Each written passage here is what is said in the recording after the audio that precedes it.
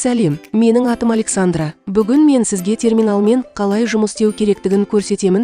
Постер терминалы даяшының немесе кассирдің жұмыс орны. Онда сіз тапсырысқа тауарларды қосасыз, қонақтарға жеңілдіктер жасайсыз, төлемді қабылдайсыз. Бірінші тапсырысты қабылдауға тырысыңыз. Плакат қолданбасын планшетте немесе компьютерде іске қосыңыз. Терминалдың логинін, мекеменің атын постерге және құпия сөзге енгізіңіз.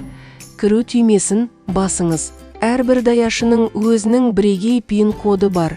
Пин-кодын енгізіңіз. Терминалға кіргеннен кейін залдың картасын көресіз. Егер сіз жылдам алып кету режимінде жұмыс істеп жатсаңыз, немесе мекемеңізде үстелдер болмаса, пин-кодын енгізгеннен кейін бірден тапсырыс беру терезесі пайда болады. Зал картасынан кестені таңдап, қонақтар санын көрсетіңіз. Экранның оң жағында мәзіріңіз көрсетіледі. Тапсырысыңызға бірнеше элемент қосыңыз. Қасындағы плюс түймесін басу арқылы тағы бір ұқсас тағамды қосуға болады. Немесе чектен элементті алып тастау, немесе оның санын азайту үшін минус. Әрбір тапсырыста қонақтар бөлек төлеуді шешсе, пікір қалдыруға, кестені өзгертуге, чекті бөлуге болады.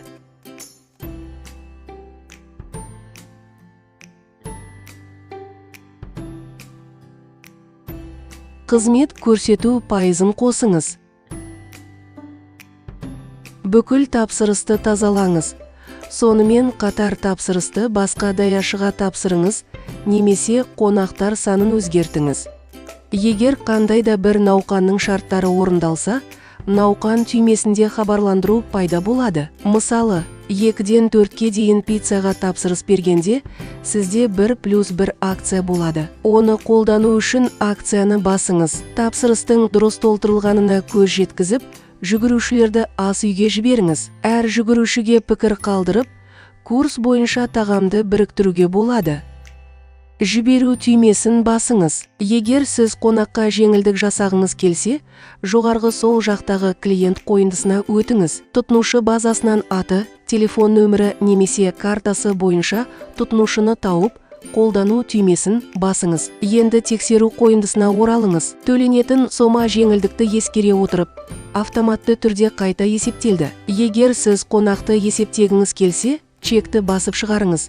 Сонда ол тапсырыспен танысып, оны төлей алады. Төлеу түймесін басыңыз. Қолма-қол ақшамен, картамен, сертификатпен немесе қосымша төлем әдісімен төлеу әдісін таңдаңыз.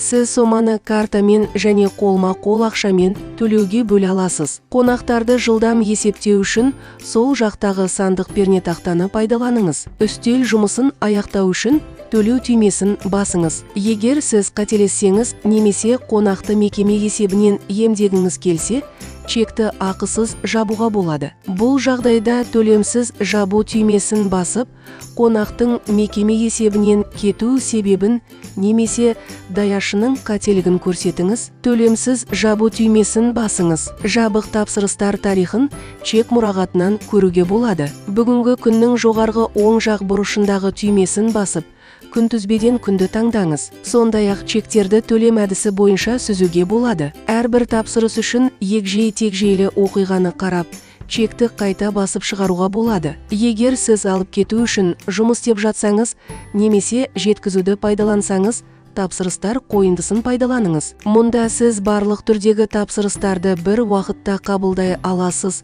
және олардың бүгінгі, алдыңғы және болашақ күндердегі тізімін көре аласыз. Тапсырыстарды түрлері, күйлері және күндері бойынша сұрыптауға болады. Плакаттың көмегімен сіз тез тапсырыс беріп, қонақтарға көбірек уақыт бөле аласыз. Күндеріңіз сәтті өтіп, сатылымдарыңыз керемет өтсін.